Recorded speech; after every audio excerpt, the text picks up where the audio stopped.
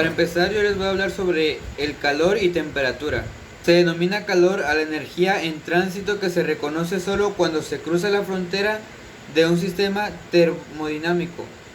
Una vez dentro del sistema o en los alrededores, si la transferencia es de dentro hacia afuera, el calor transferido se vuelve parte de la energía interna del sistema o de los alrededores, según su caso. La temperatura es la magnitud referida a la noción de calor medible mediante un termómetro.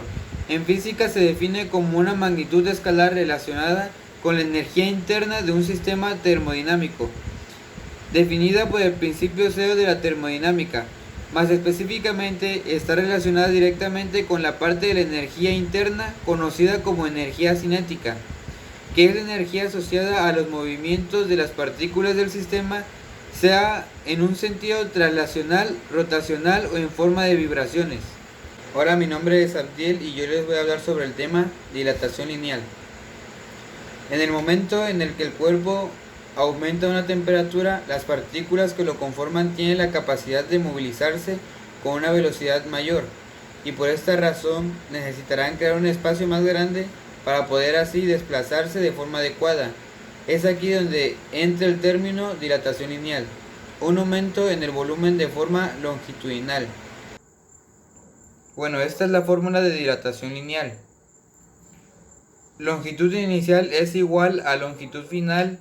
A es alfa y entre paréntesis TF, que es temperatura final, menos TO, que es temperatura inicial.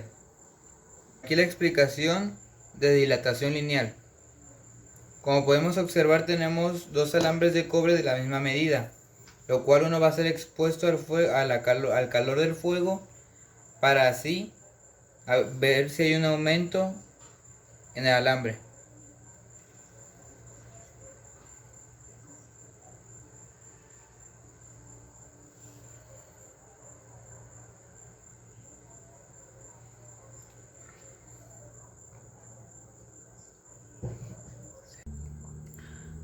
Después de haber sacado el alambre de cobre del fuego, se pudo observar que sí hubo una dilatación lineal. Mi nombre es Miguel Ángel Sánchez Martínez y voy a hablar sobre la dilatación superficial. Es el incremento proporcional del área o superficie que experimenta cierto objeto con determinada sustancia de área igual a la unidad a elevarse a su temperatura a 1 grado centígrado. El coeficiente de dilatación superficial se usa para los trabajos de sólido. Si se conoce sobre el coeficiente de dilatación lineal de un sólido, entonces su coeficiente de dilatación superficial será 2 veces mayor. Su fórmula es AF igual a área final en unidades en metros cuadrados.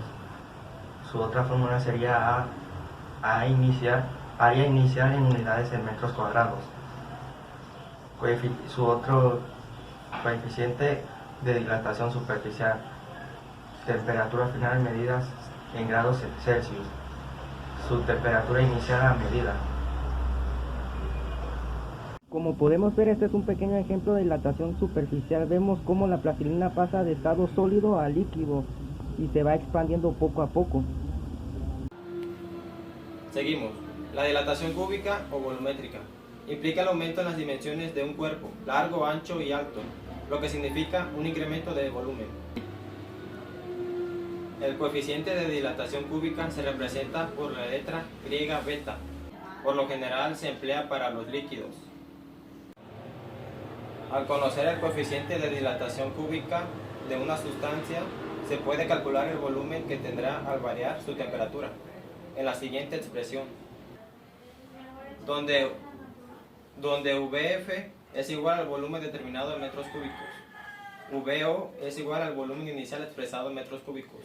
Beta, coeficiente de dilatación cúbica determinado en 1 entre grados Celsius o grados Celsius menos 1. TF es la temperatura final medida en grados Celsius. TO es igual a la temperatura inicial medida en grados Celsius. La dilatación volumétrica será el siguiente experimento.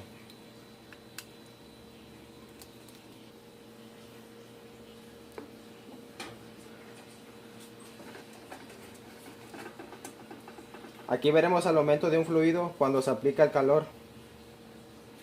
El aumento del fluido sucede por el aumento de aire y agua, que se presenta en el líquido por consecuencia del aumento de calor. Poco a poco el globo subirá.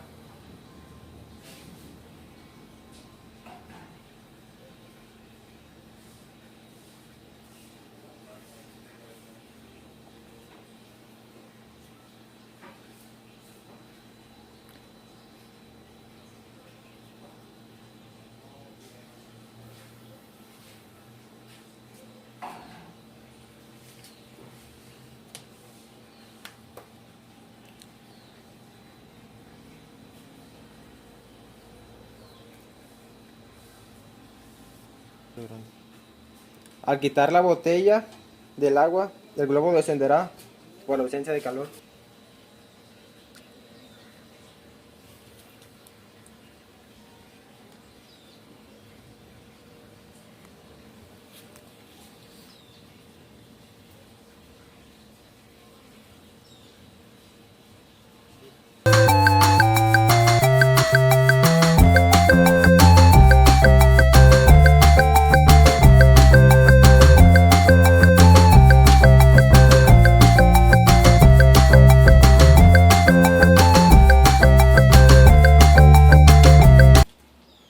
Hola a todos, espero que se encuentren muy bien. Mi nombre es Ángel Alexis y esta vez le vamos a hablar sobre formas de propagación del calor.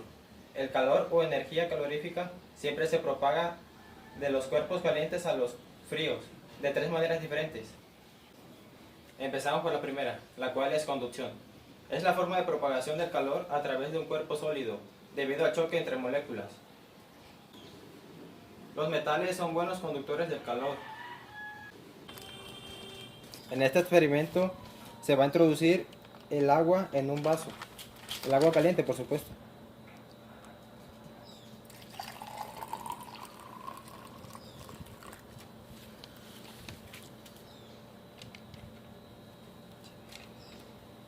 Al pasar los segundos, la cuchara está caliente, debido a que el metal es un buen conductor del calor.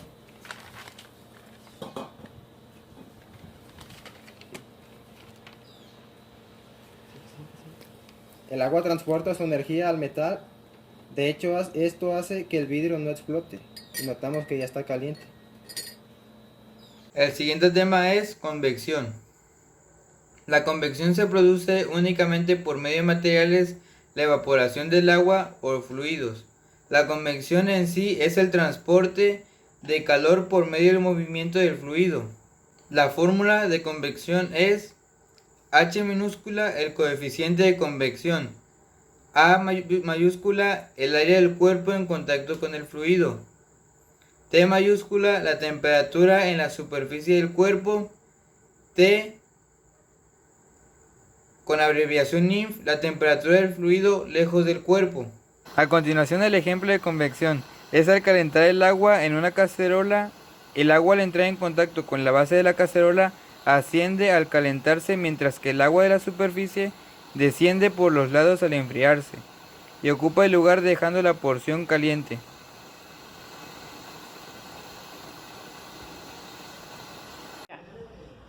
Mi nombre es Miguel Ángel Sánchez Martínez y voy a hablar sobre la radiación. La radiación es la propagación del calor por medio de ondas electromagnéticas esparcidas incluso en el vacío a una rapidez de aproximadamente 300.000 kilómetros por segundo.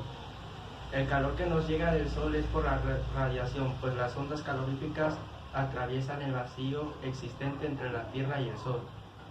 Todos los cuerpos calientes emiten las radiaciones caloríficas, es decir, ondas electromagnéticas de energía proporcional a su temperatura. La energía radiante es que nos llega del Sol, que nos proporciona energía calorífica. Esta se aprovecha para calentar agua destinada para su uso doméstico en algunos edificios o casas y también para el funcionamiento de diversos tipos de motores provistos de cada soluciones. La fórmula que se necesita para la radiación es Q cantidad de calor transferido, E igual a emisividad de la superficie, A es el área, O es constante de Stefan Boltzmann, T2 temperatura absoluta del objeto más caliente, T1, temperatura absoluta del segundo objeto.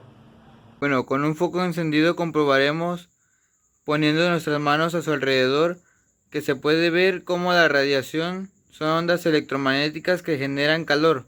No es visible, pero sí perceptible. Un ejemplo es el Sol, que el Sol también produce ondas magnéticas que generan calor y esto hace que la Tierra se caliente.